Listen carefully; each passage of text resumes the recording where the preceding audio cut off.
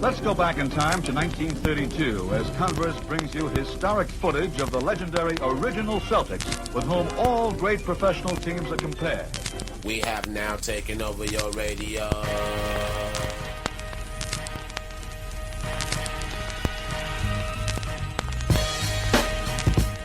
Richie Guerin is about to show you the most important step in getting past a man. It's the first one. And Oscar will inbound it. The men in green, the Milwaukee Bucks. That's Al Cinders against Bellamy.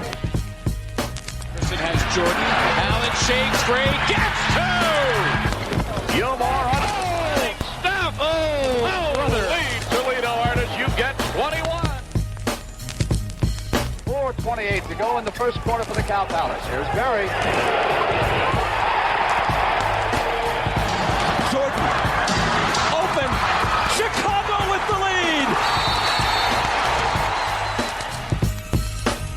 Hello and welcome back to the Over and Back Classic NBA podcast. I am Jason Mann. With me as always is Rich Kraetsch. And we are here with a first-time guest. It is Kris Fenrich of dancingwithnoah.com. Chris, welcome back to welcome for the first time to the show. Yeah, it's good to be here, guys. And if you hear any weird dog barking in the background, I apologize for that. Oh, that's a staple of our podcast. Okay. It's a staple of many podcasts, but yeah. Yeah, mine are all, they've been running around all day and being nuts. They're actually just now sleeping, but otherwise, do not ever apologize for dog noise. I didn't want to wear out my welcome that fast. So. Oh, no. It's actually preferred that the dog is either barking or being obnoxious in the back. Well, I'm not You've sure. already endeared yourself. Yeah, I'm not sure preferred. I would. Oh, no. Yeah, but we're not blaming you for it. So, we are here to talk about the top 50 case of Dominique Wilkins. He is looking to sort over the overall numbers. He is 47th all time in win shares, 102nd in win shares per 48, 96th in box score plus minus, and 48th in value over replacement player. He was second in MVP voting in 1986. He was once on the All-NBA first team, 4 times on the second team, twice on the third team. He had 2 seasons where he was in the top 10 in win shares per 48, 2 in value over replacement player. He is 14th all-time in points per game. In some of the other rankings, Bill Simmons has him 55th in his Book of Basketball pyramid. Slam has him as 43rd in their top 500 of all time. And, he was an incredible scorer and one of maybe the couple of players who had the best case for being upset about not being on the original greatest 50 of all time. So, Chris, what do you think overall about Dominique's top 50 legacy? I think it's weird because I think his legacy stems from being possibly the biggest snub on the list. So I'm 34 years old. I grew up watching Michael Jordan, and Dominique was always kind of that other guy that I was worried was going to beat Michael Jordan out for the scoring title, and I think Wilkins, when you look back at his career, the stats are ridiculous, but he always fell a little bit short. And I think that's probably what held him back, which to me at least is probably unfair. I know with the NBA, and we see this a lot with MVP voting and a lot of the awards, there's such a huge emphasis placed on winning that for guys who either play on teams that run into buzzsaws like Dominique going against Bird's Celtics or, eventually they went against the Pistons, even though I'm not sure they played them in the Pistons, but there were always a few teams that were a little bit better than his Hawks team. And I feel like that really contributed to him not getting the top 50 nod. If you look at just from a purely statistical point of view, like the stats are gaudy. I mean, there was like a 7-year stretch where he was easily the top scorer in the league from like the mid 80s into the early 90s. Just a ridiculous scorer, ridiculous athlete. I know some of the knocks on him are that he wasn't a great passer or he wasn't a great defender, but I do think there's certain elements of the game where you can be so dominant at something that it just overwhelms a lot of the other arguments and a lot of the other drawbacks to a player. for the longest time, I thought it was fine that he wasn't in the top 50. And as I've gotten older and just kind of contextualized his career, the more I feel like he absolutely should be in the top 50. I don't know where, but it seems a little odd that he wasn't part of that top 50, just given how big of an icon he was, again, both statistically and stylistically, which obviously, I mean, you don't get a nickname like the Human Highlight Film for just being kind of a vanilla, boring player by any means, and he certainly wasn't that, but all of the in-game dunking, all of the dunk contests, like the dunk contests against Jordan, layer that on top of his stats, layer that on top of the head-to-head battles with Larry Bird. And to me, the whole body of work is like, it screams top 50 player.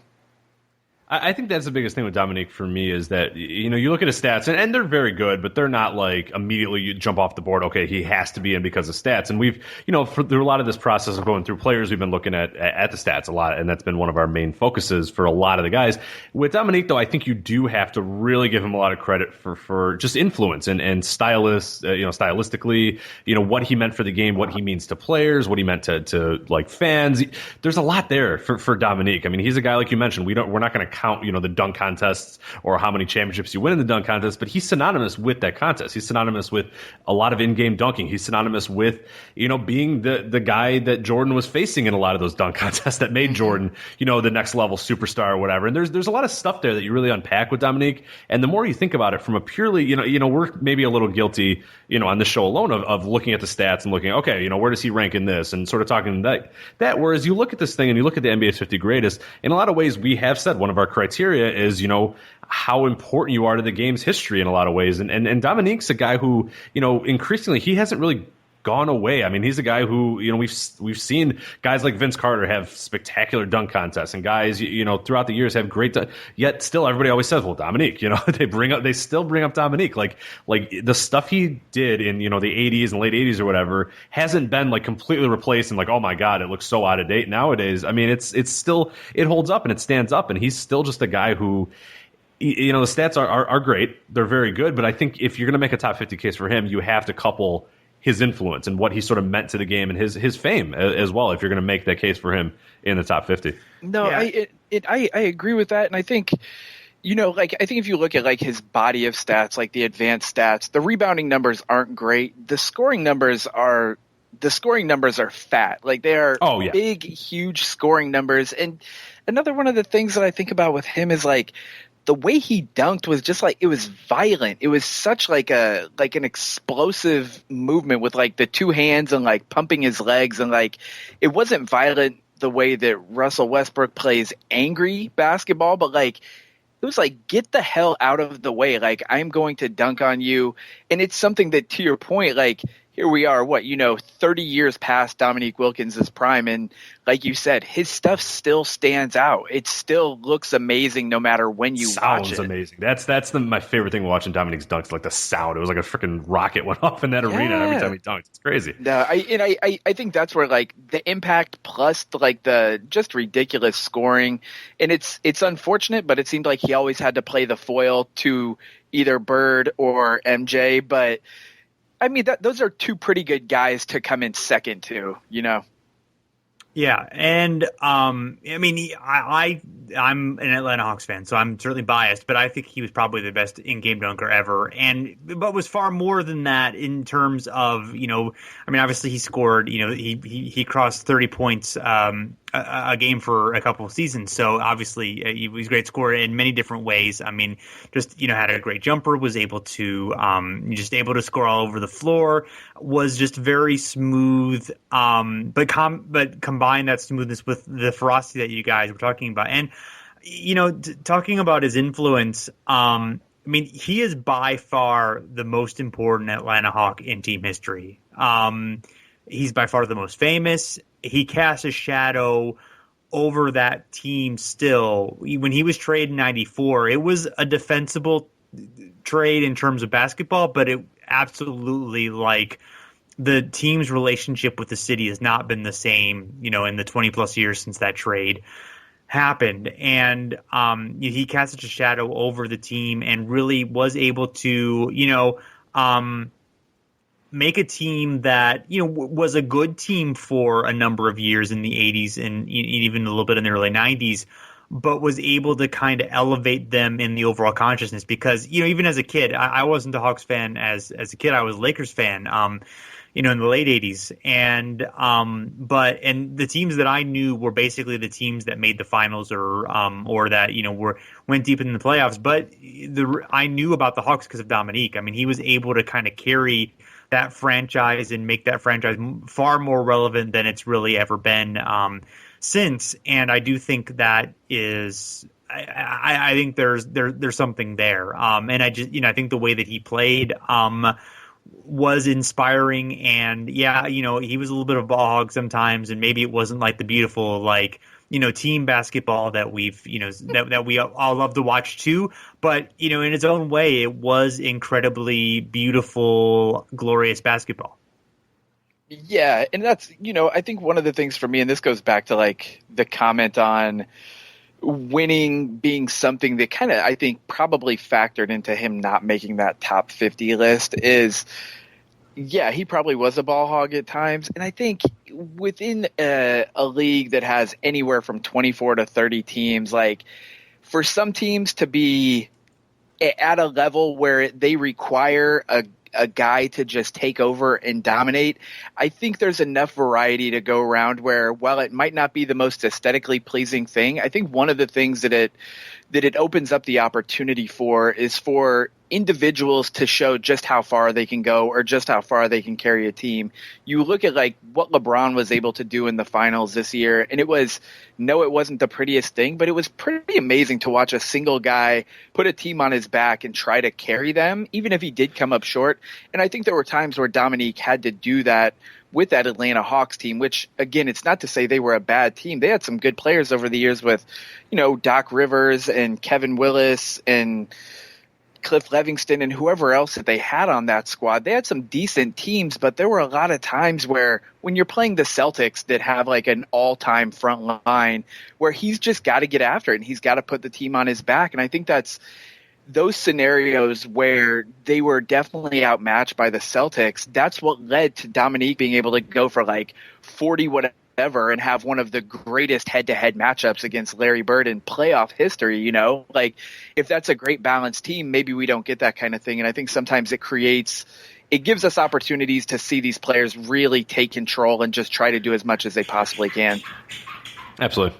Real quickly, looking at his advanced stats, we mentioned a little bit, and we like to do this with every podcast, look at, his error in position and where he ranks all time in his position. Error position stands out, of course, points per 36. He's fourth all time, points per 36, 20th in win shares per 48, third in win shares, and sixth in value over replacement players. So that's forwards in his error. And then you look at forwards, all time, stays right there. I mean, he's third in points per 36, 65th in win shares per 48, so falls a little bit there, but otherwise 19th in total win shares and 22nd in value over replacement players. So he holds up pretty much with the advanced stats, focusing on the points is the big thing that keeps him, but the advanced stats, like a lot of the other stuff he did as well. So he's not just, we like to, say he was just that, but they show that there's a little bit more to his game than just that.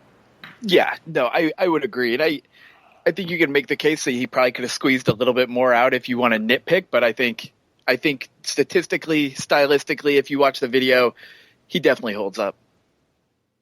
Yeah, absolutely, and it's such a beautiful player to watch. I can't just get over that, and it's. Yeah, I think he is. I mean, it's nice because he's still remembered because of the dunks and because he was such a memorable player. It's nice that even though he didn't make the top 50, he still is. He fortunate to play kind of when he played in the situation that he played, and even though he obviously wasn't able to win a championship or even make a finals. For me, I definitely think he should have been in the original top 50. I'm not quite sure that his case is quite strong enough to make this top 50. I mean, you got a lot of great forwards who are are kind of ahead of him now. Who in the last 20 years who are going to be taking up slots.